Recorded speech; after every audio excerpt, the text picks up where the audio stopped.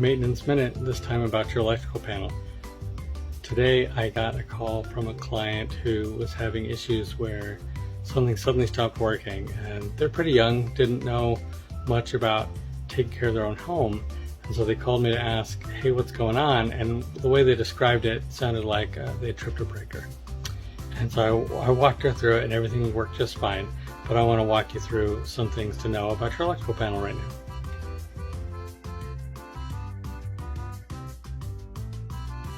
Let's take a look at the actual electrical panel. Now in Arizona, it's really common that these are on the outside of the house. You might have a sub panel inside, but typically you're going to find these out here. So they normally have some sort of latch. This one's right here.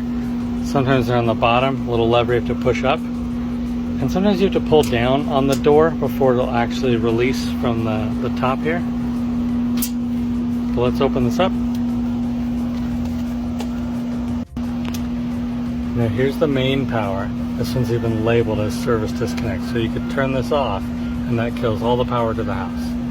Right, this panel happens to all be labeled where you've got your stove, dryer, refrigerator, kitchen GFCIs, microwaves, washer disposal, etc. Everything's all labeled. So if you know where you're having the issue or where you're going to work on the electricity, you can just turn the power off and then go work on the master bath and then turn it back on. Right?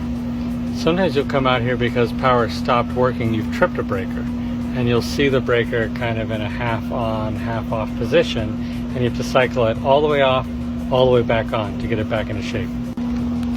So it's important to know where your electrical panel is located, how to operate it as far as on and off, and what each breaker does. If they're not labeled, there's a tool that electricians have or that you can purchase that essentially is a tracer. You can attach it to an outlet inside the house and then come out here and it'll tell you which breaker that outlet is